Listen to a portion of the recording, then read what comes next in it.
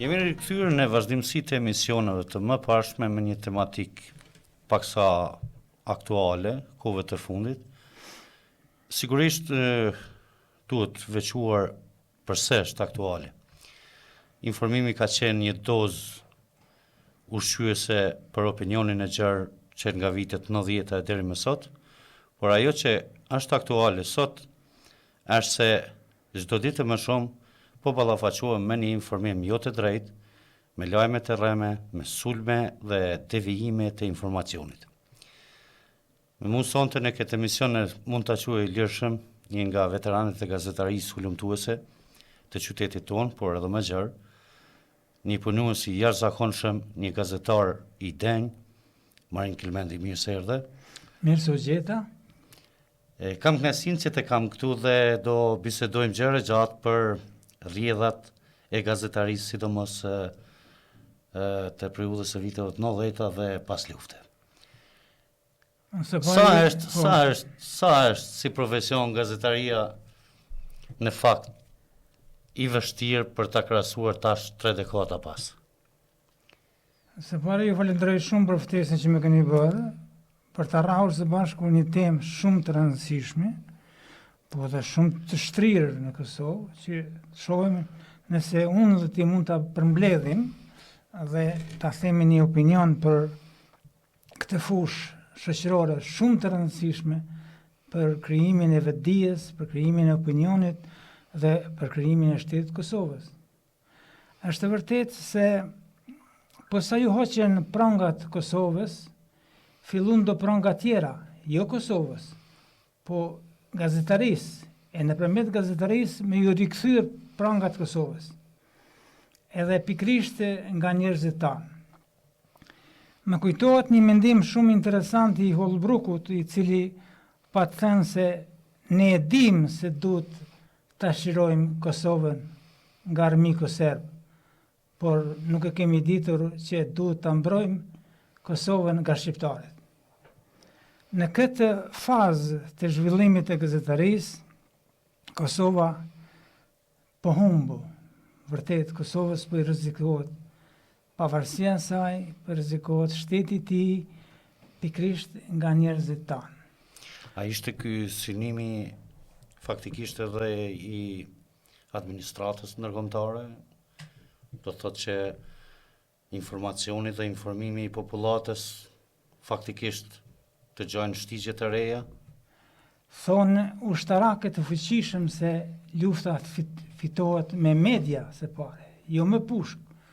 Prandaj edhe ndërkombëtarët kanë dorë këtu, që kanë përkrahur regjimin serb që nëpërmjet të gazetarisë ta minojnë shtetin e Kosovës, edhe ose të mos e minojnë, po të shpallin një Republikë Kosovës që është në favor të Republikës së Serbisë. Dhe në këtë lojë të madhe, po përsëris prap, janë vetë shqiptarët. Dua të përmend këtu se kush është ideatori kryesor i kësaj rrëmuje informative. Po përmend pa hezitim dhe pak me keqardhje se është Baton Haxhiu, i cili filloi në Kosovë me një të shtuquajtur në Klan Kosova, për të bërë këtu shkollën antikombëtare të gazetarisë, e të cilën shkollë ja lëshoi pasardhësit e tij Adriatik Kelmendit, ndërsa vetë iku në qendrën të opinionit në Shqipëri, aty ku është vllai i tij shpirtëror, edhe Vučići, edhe Edi Rama. Meqense për shumicën e opinionit që nuk e din, Marini ka qenë korrespondent edhe i kohës ditore. Po. Për shumë kohë, do të thotë akuzat janë të mirëqenia në këtë drejtim kur i flisni. Unë thash fillim se më vjen keq për i kolegut se Baton Haxhiu ishte redaktor, vërtet krye redaktori i gazetës më të fuqishme në gjuhën shqipe, që ishte Koha Ditore. Aty ai e lëshoi Kohën Ditore dhe shkoi në TV Klan, ku nuk qëndroi shumë derisa e formoi atë qirdhën e vet informative dhe opinionin e vet se çfarë duhet të bëjë Klan Kosova. Dhe iku, si thash pare, ka ikur në edhe për strehim ka ikur në Shqipëri, te Edi Rama, edhe këtë shkollën ja lëshoi pasardhësit e tij Adriatik Kelmenit, i cili vepron edhe sot. Edhe po ashtu ai ka vazhduar në mënyrë të perfekte shkollën e mësuesit të tij Batanaxhiu.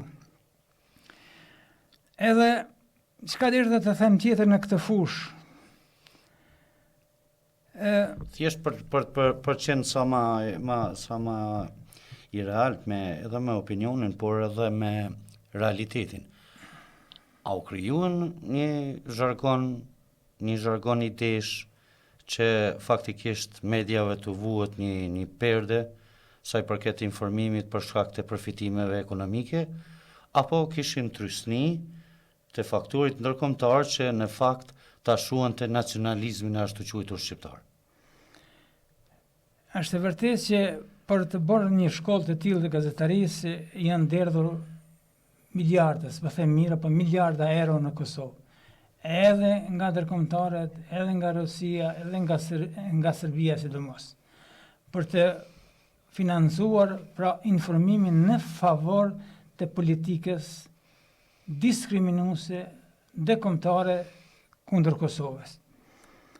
Dhe në këtë trend pra, Kosova është e rrezikuar të humbë integritetin territorial, është e rrezikuar të humbë pavarësinë dhe në fund të fundit të humbë edhe shtetin edhe pavarësinë e saj. Marin, ju pas lufte keni qenë një aktivist i gazetar i jashtëzakonshëm.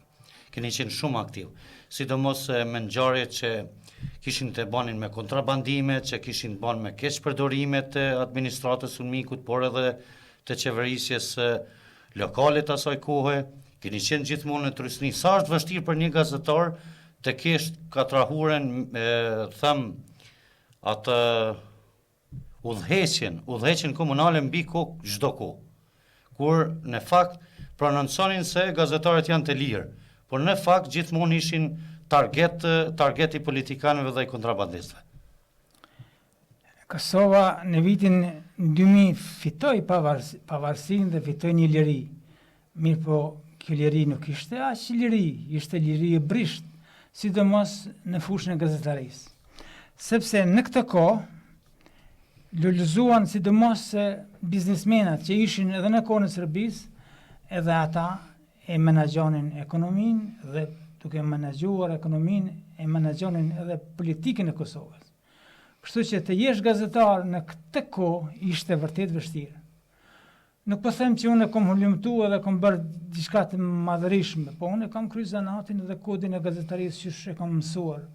Edhe nuk jam renditur të një grup ose të një parti ose të civilisht, kam insistuar të jem gazetari i pavarur dhe ç'është e vërteta kësaj pavarësie time profesionale ja kam parë edhe sherrin.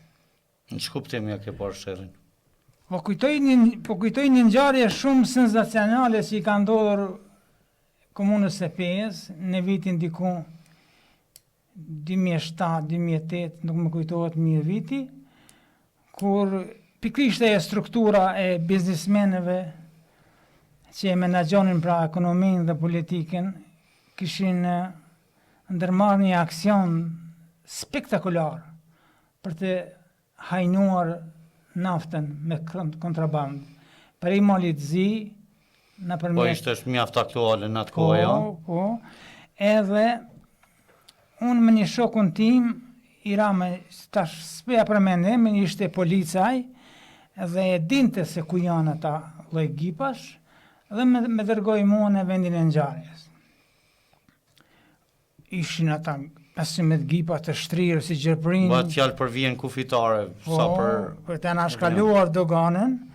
Ata 15 gjerpri, kur i pash unë e fitova një të merë. Po megjithatë shkova atje dhe kisha thikën me vete, e preva një nga gipat, i mora erë dhe kuptova se... Bajnë fjalë për kontrabandim nafte.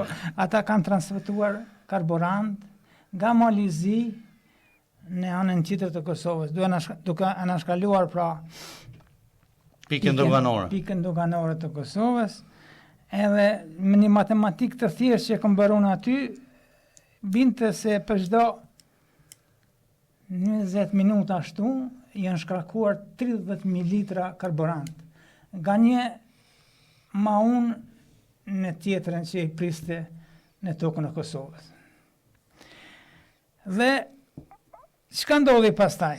Unë shkrova në koditore, edhe u alarmun bota, sepse ishte hania më sofistikuar që kishte ndodhur ndonjëherë në këtë fushën e kontrabandimit, edhe mua më bën flitarest. Këfori erdhi, bante konferenca për shtyp bashkë me mikën për çdo ditë, edhe unë e shpëtova sepse kisha fakte. Këfori me pyeste mua në konferenca për shtyp, ku ke pati këtë hajni? Si ke pa? Ne për çdo ditë ende me aty se kemi pa ne. Si pas të gjitha gjasave edhe vetë Këfori kishte dorë në atë hajni. Do të thotë një bashkëpunim, një korporate përbashkë shqiptare ndërkombëtare. Biznesmenet e fuqishëm. Edhe u detyrua Këfori vetë me helikopter, me vinça special, për t'i larguar. Po në shkur i kanë zënë ato tubat dhe i kanë tërhek për lartësisë, nuk i kanë ftu gazetarët fare. Dhe unë shpëtova nga flet arresti i Flamur Kelmendit, e cila më priste të dera, që unë të arrestohem sepse kom thonë diçka të pavërtit. Kjo ishte ajo ngjarje spektakolare të cilës ja kom pasherën për përsëris, sepse koditore, sipas të gjitha gjasave, u detyrua të ma këpus mua kontratën e punës, në 2008 pra, edhe prej asaj dite deri tani unë nuk kam kontratë punë, veç shkruaj kështu në si gazetari pavarur. Jo, krahas më duket ishte edhe tema aktuale në 2006, në vitin 2006, vaj fjalë për kontrabandim të cigareve. Po. Dhe një biznesmen nga peja, por pyetja jeme nuk ka të bëjë me këto kontrabanda, sepse për opinionin e gjerë dihen se kush janë këta njerëz. Mirë po, si shpërblim, ndodhi që këta njerëz të involvohen në media, dhe këtu unë për këtë jam sot. Do të thotë, një kontrabandist cigaresh, me arreste ndërkombëtare, arrestohet dhe në fund shpërblet me një licencë televizioni, Televizion Nacional sot. Tjetri po ashtu, Televizion Nacional, kemi 4 persona kontrabandist ndërkombëtar që sot udhëhesin mediumën Kosovë.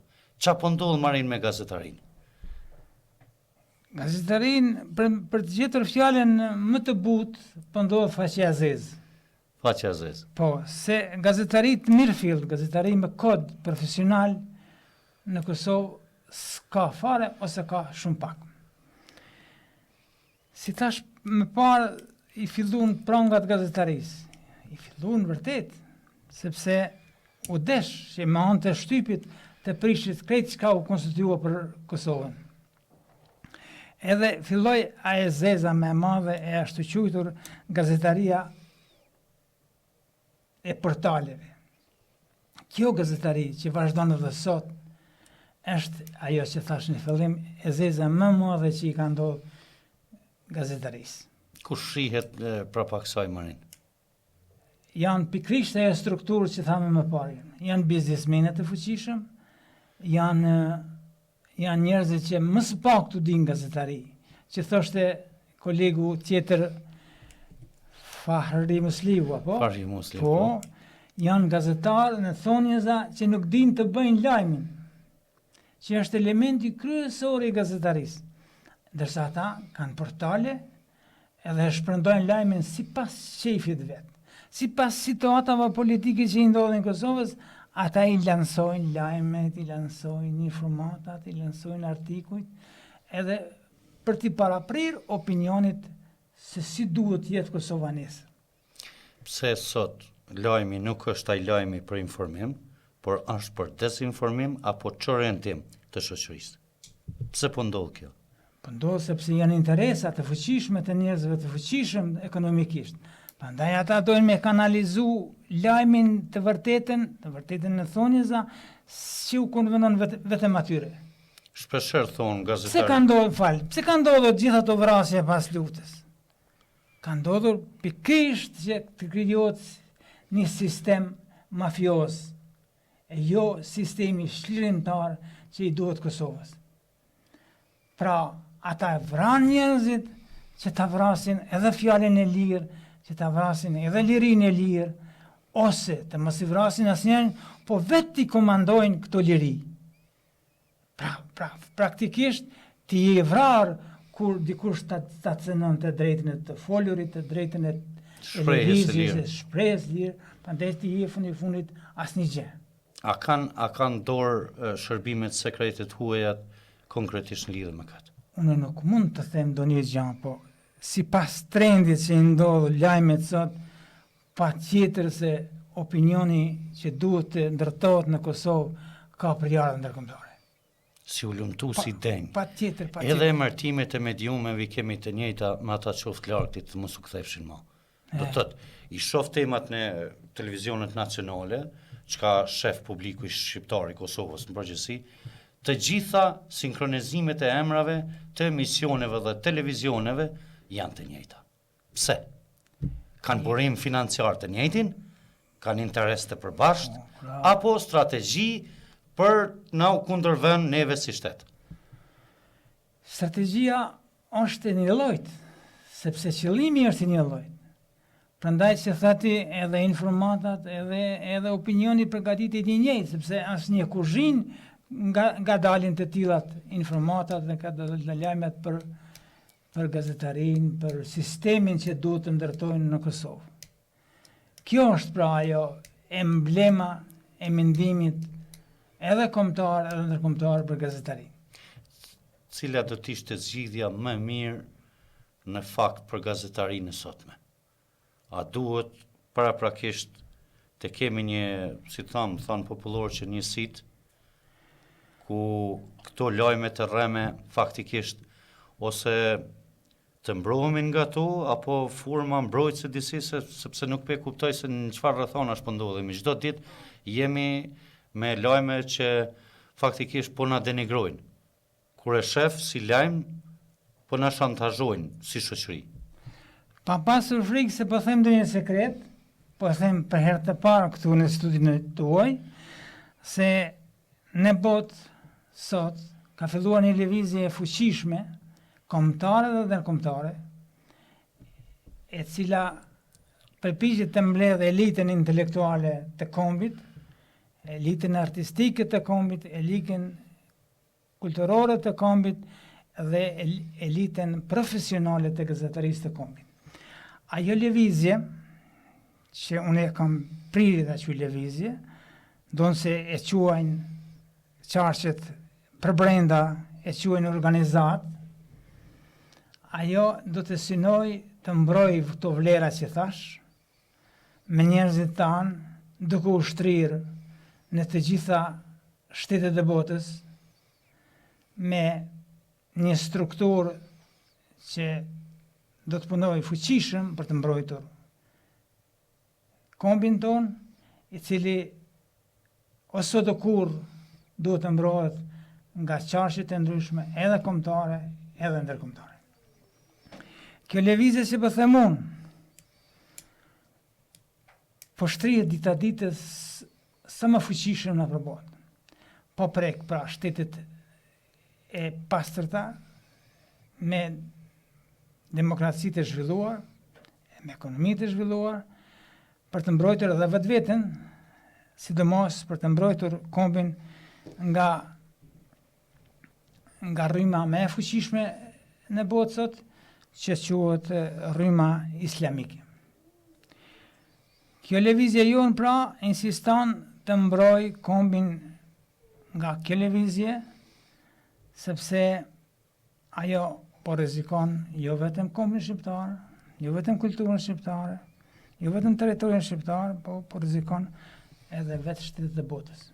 Prandaj shtetet e botës, dashur pa dashur, po inkorporohen, po futen brenda kësaj lëvizjeje për të mirën e vetvetes. Është kjo një lëvizje kombëtare apo një lëvizje ndërkombëtare, sepse unë e thash për hir të opinionit.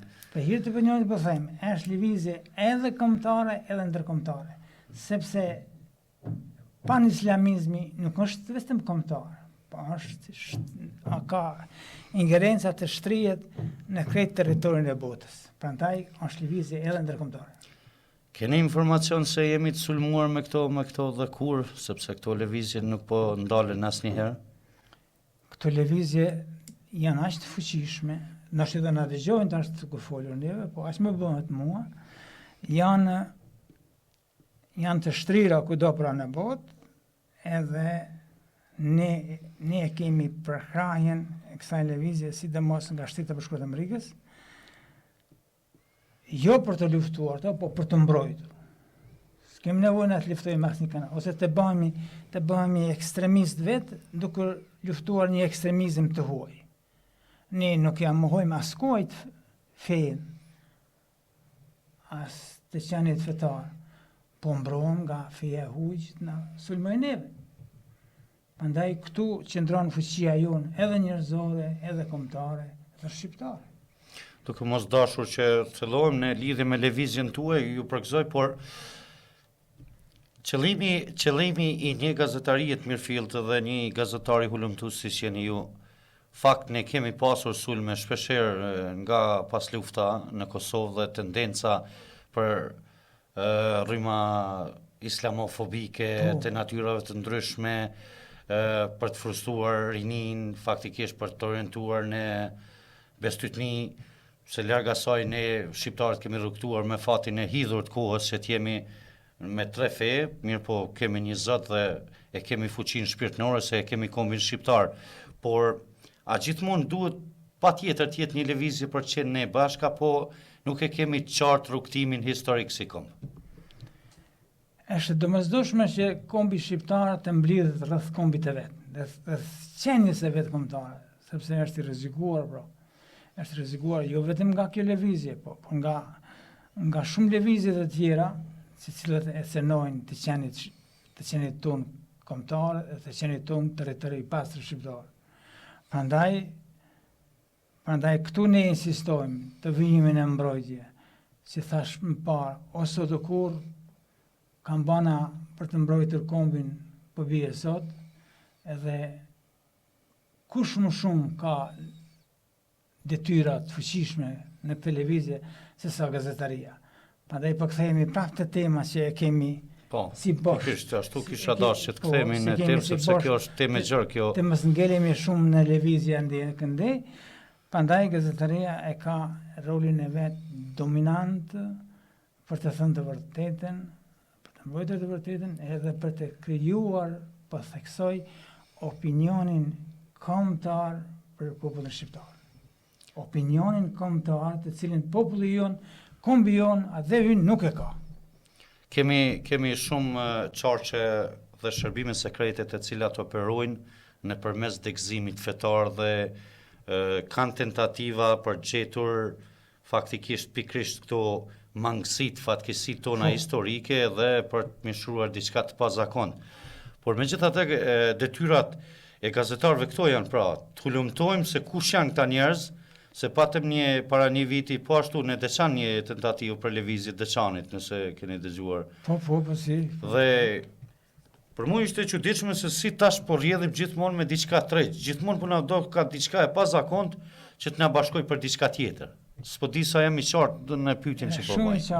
Shumë i qartë dhe po m'pëlqen ajo që po thua ti, por e vërteta qëndron në faktin se po them, lëvizja është imponuar dhe ne nuk jam mohojmë askujt për të qenë fetar ose për të qenë antifetar ose për të qenë me këtë fe ose me atë fe.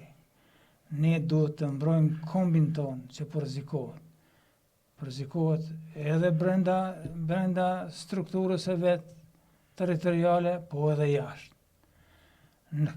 Në këtë luftë të fuqishme, njerëzit të fuqishëm që mbrojnë identitetin kombëtar, pra përsëris, janë pikërisht njerëzit e diasporës. Ata njohin më së shumti lëvizjet në përbot, sepse vetëm të shpërndarën në përbot. Sepse edhe nga orët onkologjike që mësonim ne, diasporë do të thotë lule të shpërndara në përbot. Dhe ato lule që janë të shpërndara, ato lule duhet të mbrojnë vetë që të ekzistojnë vetë. Për të ekzistuar vetë duhet të ekzistojë se po ai kombi tyre. Prandaj ato janë aktive, ato veprojnë. Po historikisht neve i kemi këto lufta. Do të thonë që nga pushtimi otoman, do të thotë pas otomanëve me slavet, por gjithmonë tendenca ka qenë se ne jemi në atë zonën targetuese të fuqive të mëdha.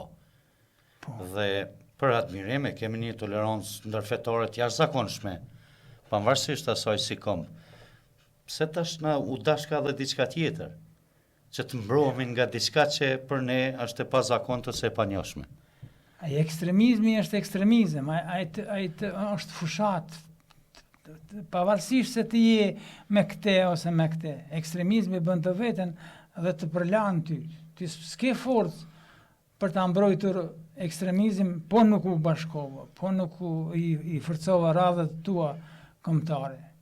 Prandaj ka të bëjë me informimin këtu, do thënë, për sensibilizimin. Sensibilizimin, përgatitjen e opinionit, përgatitjen e një shpirti të kombit që po i vjen. Ne kemi institucionet, sa janë të mjaftueshme ato që të merren me ulëmtimin e këtyre ideve apo këtyre fraksioneve që na imponohen. Ne jemi dëshmitar të kohës se çfarë po i ndodh Kosovës sot në parlamentin e saj në Prishtinë. E di se pikrisht kjo forcë antikombëtare është fuqizuar nga vetë shqiptarët. Edhe janë ata vetë që nuk lejojnë të formohet kuvendi, nuk lejojnë të formohet kurti 3, sepse e dinë se çfarë i ndodh edhe atyre, edhe çfarë i ndodh Kosovës, që është në interes jo të favorshëm për grupet antikombëtare që veprojnë, edhe në kuvend, edhe jashtë kuvendit. Po thuhet se këto rryma kanë qasje deri edhe tek deputetët dhe kuvendi? Pa fare dyshim, sepse ata deputet janë njerëz, ata lëvizin, ata kanë kontakte, i shohim me fotografi, i shohim në video. Ta zëm po përmes një lajme më të keqin për shembull që kanë ndodhur qytetit tim. Gazmen Mazeri që është kryetari i komunës së Pes, shkon dhe merr pjesë në ceremoninë festive të pashkëve serbe me atë popin, si ka emrin ai, Artemia, si Artemian. Po, dhe i thyej në vot njëri me tjetrin. Çka ka të keqe, fest është ajo? Fest, po kjo tolerancë, aq e çuditshme që i ndodh Kosovës, kur Kosova ka dhënë 30.000 njerëz të vrarë për Serbisë, qindra, mira, dhunime, nënave dhe motrave. Mos është një mesazh i Muhaxherit. Ndoshta ka pasur një mesazh të rëndësishëm ti transmetoj. Nuk e di, mirë është për t'jesh mikpritës, se të ndarosh fenë e tjetrit, po mirë, po do të kesh parasysh se ç'i ka ndodhur vendit tënd në kohën e pushtimit serb dhe ti pa carat u plag, ti shkoj hapa dhe një herë në një ceremoni të huajën. Sikur që bën në Dirama me Vučićin, që thëk ajo Grita Duma, ti po skërdhehesh poshtë propjet me mikun më të madh shqiptar. Marin, është kjo një sulm apo një sabotim i brendshëm mediatik brenda kornizës shqiptare? Pa dyshim se general që të përmenda dhe më fillim, për të fituar luftën duhet të fitosh mediat. Sepse, po të shikosh, kryeministri i Shqipërisë, mediat i quhen kazan, Plerash. Ofendon, Po. në mënyrë të vazhdueshme, po ashtu kishim edhe në Kosovë, vazhdimisht gazetar, bashkëpunëtor, kriminal, lloj emërtimesh për gazetarët. Gazetari mund të jetë edhe jo profesional, por për informim nuk ka nevojë që të jetë as profesional sa që të sabotoj lajmin e vet, sepse ai e prek realitetin. Është ky një organizim, unë po them organizim ballkanik, sepse këto sulme po ndodhin brenda një targeti Serbi, Malizi, Shqipëri, Maqedoni dhe Kosovë. Jashtë kësaj, jashtë ti perimetri, unë nuk e kam pa këtë dezinformim dhe këtë propagandë kaq të madhe. Jashtë të quajtur Ballkani i hapur, brenda këtij Ballkanit të hapur, duhet të hulumtojmë dhe ta gjejmë se sa shumë po mbyllet e vërteta shqiptare. Gjithnjë në dëm të kombit shqiptar. E protagonist kryesor që Ballkanit e ketë një gjeografi tjetër është pikërisht Zoti Edi Rama, të cilit ju ka afruar aq afër njeriu kryesor nga Kosova që është Baton Haxhiu. Po nalemi tek Batoni sepse shumica e opinionit vendor mendojnë se Baton Haxhiu ka dorë në të gjitha mediat në Kosovë. Nuk ka dorë në të gjitha mediat. Ne jemi këtu për të thënë se jo në të gjithat. Po, edhe nuk ka dorë, po dorën e fuqishme e ka. E ka, E natyrisht. ka sepse e ka Adriatikun njeri të fuqishëm të mediave. Është ndër gazetarët ose gazetarë më i mirë që Këta janë milionerat e PS dhe duhet Po. kemi kujdes kur flasim për ta. Kur Po. flasim për Kremllukën duhet kemi shumë kujdes. Kur Se flasim kemi për kujdes. Devollit, shumë duhet kemi kujdes. Kur flasim për Adriatik Elmendi duhet kemi shumë kujdes. Po, pse te kemi Sepse kujdes? jemi në targetin e mesis korzës që e kanë uzurpu këta njerëz. Korzën e PS e kanë uzurpu këta marin. Punë e Këta. madhe. Ai e ka uzurpuar. Qendra e PS është marrë. E ka uzurpuar prekosisht. Po flasim për fuqinë e këtyre njerëzve. Po, sepse ka bler aty atë korzën e famshme që ishte atë ndërtesën aty që shkruan. Si u ble? Nga kush u ble? Adriatiku u bleu aty.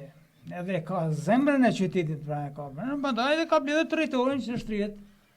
Kështu që ne do të krijojmë një korzë të re. Do një korzë të ku do të bëjnë atje në Gryk Trogovës dikon.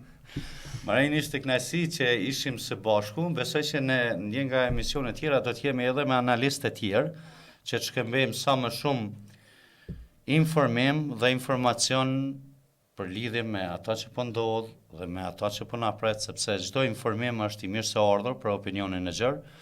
Pa dashur nuk kishim targetim, kishim qëllimin për t'ju informuar për vështërsitë e gazetarisë dhe gazetarit ulëmtues. Fatkeqësisht Marini e ka psuar keq, por është gjallë dhe i fortë dhe Marini nuk hesht Marini, e kur nuk hesht Marini s'heshtim as ne.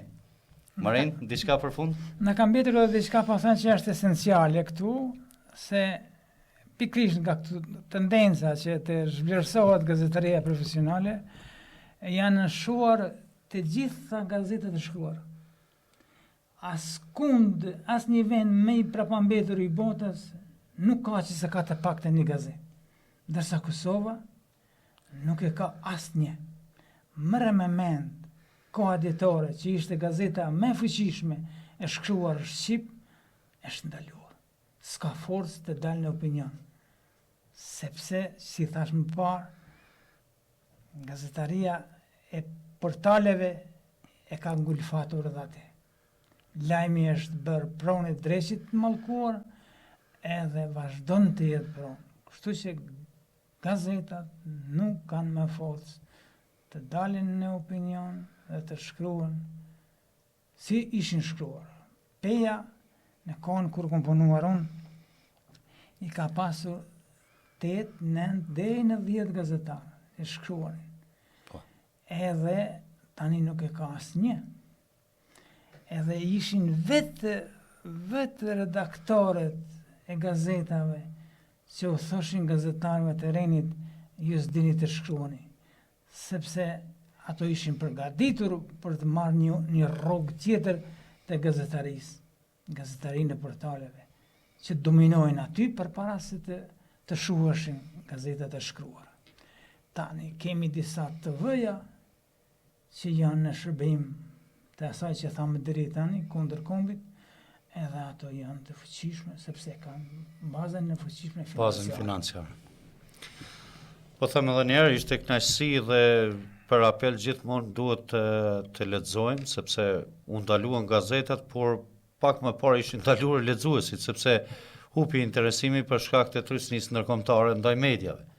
Dhe nuk ishte interes profitabil asnjë medium që të funksionante mu për ato arsye, ndërsa mediumet e vogla përpiqen me mjaft vështirësi që të mbijetojnë, faktikisht edhe të rezistojnë përballë këtyre katrahurave që po na ka ta ndisën çdo ditë.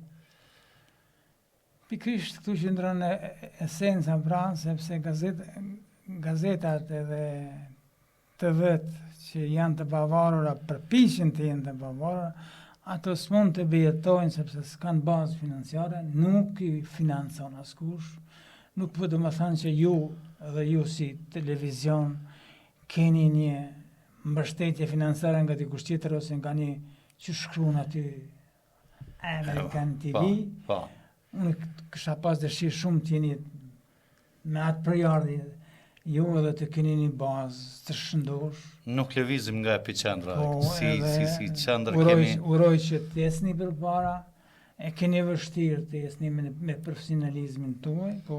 E mirat vinë nga dalë. Po të shpresoj. Unë mendoj se është koha e fundit që jo vetëm gënjeshtra mediatike të vije fundi, por edhe aty në shkollave që prodhojnë kësi lloj analfabetizmi gazetaresk, t'ju jepin një herë për gjithmonë fund.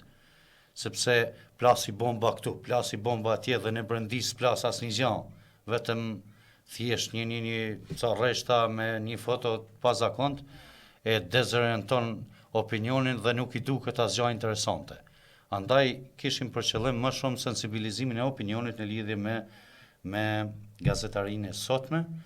Unë të falenderoj që ishe Musafiri Jani dhe besoj që do t'jesh një nga emisionet e ardhshme përballë panelit tonë. Rof, falenderoj shumë, kisha kënaqësinë që isha me ju, për t'i them këtu që thua ti disa opinione, disa. Nëse kemi mundur të bëjmë diçka për gazetarinë, po besoj që po. Edhe për lajmin, lajmi është mbreti i gazetarisë, të cilin nuk din, po përsëris të shkruajnë pikrisht gazetarët që marrin shkollën e atij Krasniqit, që po themin e harrova emrin atij vllajt e Memlit, që ka emrin ai? Milazemit, bravo, më faleminderit. Edhe ai ka një shkollë gazetarisë i cili prodhon analfabet gazetarisë, njerëz që krijojnë opinionin antikombëtar pra, për të bërë gazetar dhe për të fuqizuar mendimin e vet, ka përjardhjen e para saj vet. Sakt. Megjithatë, në mbyllje po them se jemi shqiptar, jemi në një komb, nuk ka komb kosovar, ka komb vetëm shqiptar, ka shtete shqiptare, do të bëjmë prapë. Po them se mesazhi ynë është i qartë. Ta duam kombin, edhe pse po të kurrimi çdo ditë më shumë, ishte përpjekja e fundit e shqiptarëve që në fakt të kemi një shoqëri të civilizuar dhe me një emancipim më të lartë, po si duket po rrshqasim për shkak të trusnive ndërkombëtare. Me shpresën që do të takohemi prapë, jam mirënjohës dhe faleminderit që ishe Musafiri jonë. Ndërqofsh unë desha ta mbyll këtë bashkëbisedim duke përmendur një ngjarje shumë interesante që i ka ndodhur Kosovës. Një kolegu im që ka emrin Halil Matoshi në sheshin Skënderbej është ndalur afër kalet të Skënderbeut dhe i ka thënë: ti nuk je kosovar, duhet të ikish nga këtu të shkosh në Shqipëri. Pra, strukturat e tilla gazetarësh sot i kemi që krijojnë opinione dhe jemi ne të pushtuar për tyne. Faleminderit shumë, ishte kënaqësi. Rënosh.